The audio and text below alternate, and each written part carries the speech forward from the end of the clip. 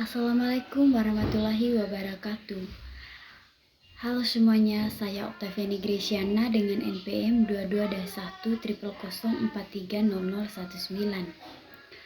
Di video kali ini saya akan menjelaskan resume materi dari artikel tentang bias gender dalam pendidikan. Tujuan saya membuat video ini untuk memenuhi tugas mata kuliah Sosiologi Gender yang diampu oleh dosen Ibu Vinin Maulidia Savana, SPD MPD. Manusia tidak lepas dari pendidikan. Pendidikan hadir di tengah masyarakat, fungsi untuk memanusiakan manusia. Pendidikan memiliki beberapa bentuk, yaitu pendidikan formal, ialah pendidikan yang berlangsung di lingkungan sekolah. Yang kedua, pendidikan informal, ialah pendidikan yang berlangsung di lingkungan keluarga. Dan pendidikan non-formal ialah pendidikan yang berlangsung di lingkungan masyarakat. Ketiga bentuk pendidikan tersebut saling berkaitan satu sama lain. Pendidikan utama yang didapatkan oleh anak yang berlangsung di lingkungan keluarga maka akan mempengaruhi sosialisasi anak di sekolah dan di masyarakat.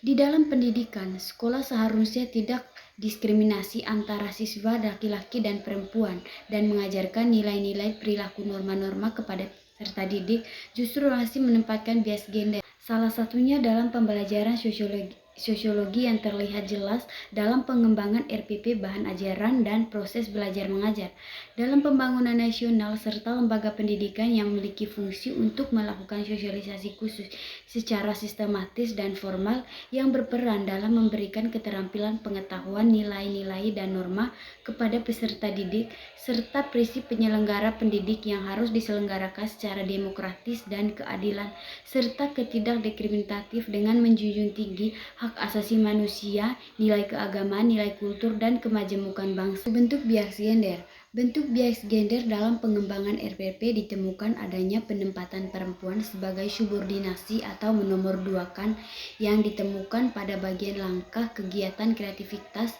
dan bagian penutup bentuk bias gender yang terlihat adanya penempatan perempuan sebagai subordinasi.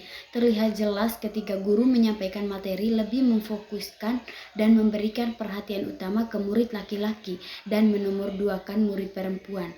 Padahal apapun yang melatar belakangi guru melakukan tindakan tersebut seharusnya murid laki-laki dan perempuan diperlakukan secara seimbang, terutama dalam menyampaikan materi. Faktor penyebab bias gender. Faktor penyebab bias gender dalam pengembangan sosiologi terbagi menjadi dua, yaitu faktor internal dan faktor eksternal. Faktor internal meliputi ketidakpahaman guru mengenai bias gender. Ketidakpahaman tersebut melatar belakangi karena guru merupakan lulusan geografi yang dimana saat menempuh pendidikan di bangku kuliah tidak mendapatkan pemahaman mengenai gender. Faktor eksternal menyebabkan bias gender. Menurut Jelly Gustina dapat diklarifikasi dalam beberapa dimensi, antaranya dimensi berpotensi akses dan proses pembelajaran.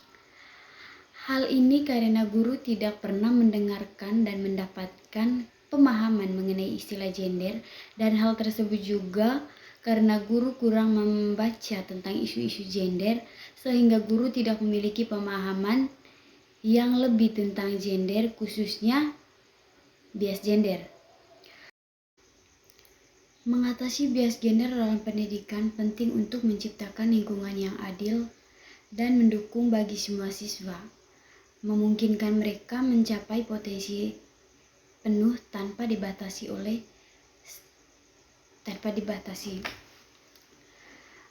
Mungkin itu saja pemaparan dari resume materi yang telah saya baca dari artikel. Sekian dan terima kasih. Wassalamualaikum warahmatullahi wabarakatuh.